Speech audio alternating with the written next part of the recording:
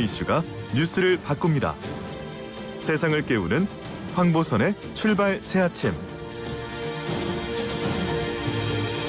자, 이번 시간은 비 오는 날 생각나는 파전, 김치전, 감자전 아니고 경제전, 전의 전쟁, 경제전 시간입니다. 경제부 조태현 기자와 함께하겠습니다. 안녕하십니까? 안녕하세요, 조태현입니다. 네. 오늘은 기름값부터 좀 볼게요. 아까 만간에서 잠깐 짚어보긴 했는데, 예. 자, 기름 넣을 때마다 이건 막 계속 올라가는 것 같아요. 휘발유값이? 저도 차로 출퇴근을 하는데 예. 요즘 부담이 너무 심합니다. 이 소비자에게 직접 와닿는 유가 상승은 역시 주유소 기름값이라고 할 수 있겠죠. 예. 이 전국 평균 휘발유값이 올해 초 1리터에 한 1,400원 정도 했었는데 14일에는 1,700원 선을 넘어섰습니다. 예. 연초와 비교하면 한 20%가 이미 넘게 올랐고요. 물가가 높은 서울은 19일 기준으로 1,800원 선을 넘었고요. 제주도도 조만간 1,800원 선을 넘지 않을까 이런 우려가 나오고 있습니다. 예. 역시 국제 유가가 오르기 때문인데요. 국내는 원유를 전량 수입해서 쓰다 보니까 영향을 크게 받게 되고요. 원유 수요가 늘었는데 산유국의 증산 억제나 원유 생산 시설의 차질 같은 것들 때문에 공급이 부족한 상황입니다. 예. 수요는 늘었는데 공급이 제대로 안 되니까 가격이 오를 수밖에 없겠죠. 그러니까요. 뭐 오페크에서도 석유 수출국 기구에서도 뭐 이거 석유 생산 늘린다는 얘기가 안 들리고. 네, 아직 안 들립니다. 그렇죠? 예. 그러면 근데 유가 상승이 국내 경제에 미치는 분야가 아주 많지 않습니까? 전반에 막대한 영향을 미치죠. 첫 예. 번째로는 가장 큰 게 물가라고 할 수 있겠습니다. 예. 이 원유는 우리가 생각하는 것보다 훨씬 더 넓은 영역에서 쓰이는데요. 하다못해 바세린 같은 것들도 원유 찌꺼기를 정제해서 만드는 겁니다. 예. 이 석유 관련 제품의 가격이 오르는 건 당연하고요. 운송비도 오르겠죠. 그러면 전반적인 비용이 다 오르게 되는 겁니다. 다음 달 소비자 물가 상승률이 이번 달이죠. 3%대가 기정사실화되는 분위기인데요. 예. 조금 전에 한국은행에서 나온 발표 내용을 보면은 선행 지표라고 할 수 있는 생산자 물가 지수가 예. 6개월 연속 지수 최대폭을 기록을 했습니다. 1년 전보다 7.5% 올라서 예. 10년 5개월 만에 최대폭을 보이기도 했고요. 그래요. 예. 당연히 산업 전반에도 영향을 미치는데요. 항공사나 해운사의 타격은 불가피합니다. 이 항공사는 오른 만큼 항공 서비스 이용료를 올리면 되긴 하지만 그러면 사용자 자체가 줄어들게 되겠죠. 네. 금융시장에도 악영향이 불가피하고요. 이 부분은 약간 의견이 엇갈립니다. 첫 번째는 기업의 비용이 증가하면서 실적이 악화될 수 있다는 이야기가 있고요. 예. 반면에 유가 상승은 수요 회복을 뜻하는 것이기 때문에 이 부분을 생각하면은 그렇게 영향이 크지 않을 수 있다. 이렇게 전망이 좀 엇갈리는 유가 편입니다. 상승 시그널로 해석한다면 그렇죠. 예. 긍정적으로 볼 수 있는 면이 있다. 그런데 자 그러면 이제 이 상황에서 예. 유류세 이거 깎아라 이런 요구가 이제 많이 나오지 않습니까? 정부 입장 어떻습니까? 예, 유류세 인하는 항상 이렇게 유가가 고공행진할 때마다 나왔던 그런 예. 요구들인데요. 네네. 기름값은 일단 기본적으로는 국내 석유 사업자가 자율적으로 결정을 합니다. 이 정유사가 공급하는 가격이 있고요. 유통 비용에 마진이 더해지고 이렇게 기름값이 결정이 되는데 예. 상당히 상당히 비중이 큰 게 유류세입니다. 그렇죠. 지금 기름값으로 봤을 때 한 40% 정도를 차지를 하는데요. 가까운 사례로는 지난 2018년 11월부터 2019년 8월까지 유류세를 한시적으로 내린 적이 있었습니다. 예. 이게 탄력세라서 30% 이내에선 국회 동의 없이 이게 조절을 할 수 있거든요. 네네네. 정부의 분위기도 이게 변화가 있습니다. 이번 주 초까지만 해도 유류세 인하 방안을 검토하지 않는다고 설명했는데요. 어제 홍남기 부총리가 기획재정부 국정감사에서 인하를 검토했지만 확정되지 않았던 것이라면서 조만간 그러니까 다음 주쯤에는 조치를 발표할 예정이라고 밝혔습니다. 예. 이런 내용을 봤을 때 인하를 좀 기정사실화했다 이렇게 볼 수 있겠습니다. 그래요. 예, 알겠습니다. 자, 가계대출 이거 계속 문제인데 그 대출금리 크게 지금 오르고 있죠. 그렇습니다. 이 정부의 가계대출 대책 발표가 늦어졌다가 일단 다음 주쯤에 나올 것 같은데요. 예. 여러 가지 좀 고민이 있어서 이렇게 되는 것 같습니다. 손쉬운 기재로 시장을 관리하려다 보니까 여러 부작용도 우려가 되는데 예. 이 부분은 다음 주에 한번 나온 다음에 다시 한번 짚어보도록 하고요. 예. 최근에 주요 시중은행의 대출금리가 아주 빠르게 오르고 있습니다. 주택담보대출 변동금리가 최고 4.7% 수준인데요. 아. 8월 말과 비교하면 상단이 한 0.5%포인트 급등한 예. 상태입니다. 네네. 이 기준금리 인상이 있었고요. 또 추가 인상 가능성이 있고 가계대출 관리 차원에서 우대금리까지 축소하니까 네. 전반적인 금리가 오르고 있는 겁니다.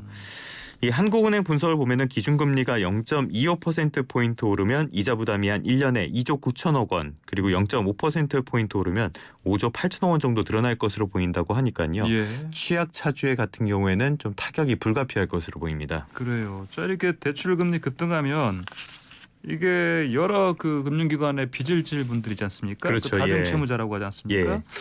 이분들이 굉장히 힘들어질 텐데요. 취약 차주라고 하면은 대표적인 게 역시 다중채무자라고 할 수 있죠. 예, 예. 이 문제는 이런 다중채무자가 빠르게 늘고 있다는 점인데요. 국민의힘 윤창현 의원이 한국은행 자료를 제출받은 내용을 보면은 예. 1분기에 신규 주택담보대출을 받은 사람 가운데 신용대출을 같이 받은 대출자 비중이 41.6%로 나타났습니다. 이게 2012년 2분기 이후 가장 높은 건데요. 예. 대출이 3건 이상 있는 다중채무자의 빚 규모가 지금 1억 3천만 원이 넘는다고 합니다. 1인당 평균. 예, 1인당 평균이요. 네. 이 빚으로 빚을 갚는 다중채무자가 가장 위험한 건데요. 예. 실수요자를 보호할 만한 이런 대책이 필요한 시점이라는 지적이 나오는 이유입니다. 그렇군요. 자, 부동산 상황도 좀 보시죠. 최근에 그 서울 비롯해서 특히 서울 중심으로 해서 예. 그 아파트 가격이 좀 이렇게 그 상승세가 좀 꺾이는 느낌? 그게 있는 게 맞습니까? 계속 고공행진을 하고 있다가 이 네. 상승폭이 조금 줄어드는 모습을 보이고 있죠. 둔화된다? 그렇죠. 예. 네. 근데 여러 가지 또 다른 신호도 있습니다. 일단 그래요? 첫 번째는 분양인데요. 예. 하나 예를 들어보면은 지난달에 서울 강서구에 있는 한 아파트 37가구에 대한 1순위 청약이 진행됐습니다. 많이 몰렸겠네요. 네, 여기에 네. 2,200명이 넘게 몰렸어요. 예. 그런데 당첨된 사람 가운데 17명이 계약을 포기했습니다. 아, 이 비슷한 일이 최근에도 여러 번 있었어요. 그래요? 근데 청약 가구 수에서 눈치를 챌 수 있겠지만 나홀로 아파트입니다. 네. 규모가 작아서 조금 인기는 떨어지는 편이지만 그래도 최근에 공급 부족 문제를 생각했을 때는 좀 그러니까요. 이례적인 일이다 이렇게 볼 수 있겠어요. 그렇군요. 예. 방금 말씀드린 아파트값 네. 어느 정도입니까? 추세가? 주간 동향 오늘 또 나올 텐데요. 예. 서울 아파트값이 지난주에 0.17% 올랐습니다. 말씀드렸다시피 여전히 높은 폭입니다. 예. 그런데 상승폭 자체는 다소 한풀 꺾였다라고도 볼 수 있는 여지가 있어요. 예. 시장 상황에 앞서는 지표라고 할 수 있는 매수 우위 지수도 2주 연속으로 100 이하로 내려갔다는 건데요. 아, 그래요? 예, 이거는 집을 팔려는 사람이 사려는 사람보다 많다는 뜻입니다. 그렇죠. 예. 거래량도 줄고 있지만 매물 자체는 또 늘었다고 해요. 19일 기준으로 서울 아파트 매물이 한 4만여 건이니까 예. 한 달 만에 한 8% 늘었다고 합니다. 그러면 어쨌든 뭐 조심스럽게 뭐 봐야 되겠지만 네. 상승세 둔화 더 좀 나타날 가능성이 높네요. 굉장히 좀 조심스럽긴 한데요. 네. 일단 전망은 많이 네. 엇갈리고 있습니다. 그래요? 이 최근에는 서울 아파트 거래 가운데 상당수가 직전 거래보다 낮은 가격으로 거래됐다는 내용도 있었거든요. 예. 그래서 변곡점이 온 거 아니냐 이런 평가도 내놓고 있습니다. 예. 정부도 비슷하게 보고 있죠. 여러 지표가 한풀 꺾였고 네. 부동산 시장이 비수기라서 연말까지는 한 강보합 정도가 되지 않겠냐 이런 기대가 나오고 있습니다. 그런데 이렇게 보지 않는 전망이 사실은 더 많습니다. 아, 그래요? 예. 예. 단기간에 집값이 너무 빠르게 오르다 보니까 피로감이 크고 네네. 그래서 다소 주춤한 것이라고 보는 시선이 많고요. 이 대출 규제까지 겹치면서 일시적인 현상이다. 아하. 또 하나는 임대차 3법으로 계약 갱신권을 썼던 세입자가 매매 시장으로 나오고 있고요. 예. 계속 문제가 되는 게 이 공급 부족인데 이 문제가 해결이 되지 않으니까 집값이 근본적으로 해결이 안 된다는 거예요. 그래서 확실한 건 아직 안심할 단계는 아니다. 이것만은 확실해 보입니다. 네, 알겠습니다. 자, 오징어 게임 열풍 볼까요? 넷플릭스가 이 덕분에 네. 3분기 실적 발표해서 보니까 큰 이익 봤다고 발표한 것 같은데요? 네, 저는 아직 못 봤는데 못 봤어요? 하도 스포일러를 많이 당하고 있어가지고 아, 그래요? 예, 의욕이 좀 꺾이고 있습니다.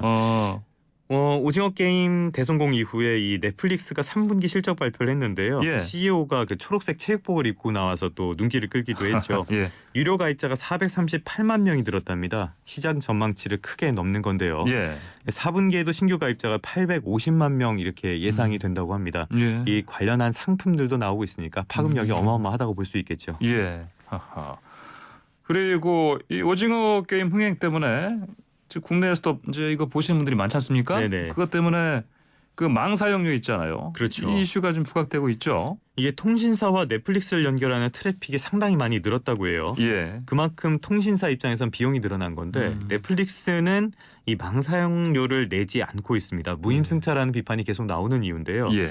SK 브로드밴드와 법정 다툼을 벌이기도 했죠. 어제가 아니지. 최근에 국정감사에서도 이 내용이 좀 다뤄졌는데 예, 예. 임혜숙 과학기술정보통신부 장관이 역차별 문제가 있어서 관심을 갖고 대처하겠다고 답변하기도 했습니다. 역차별? 네네.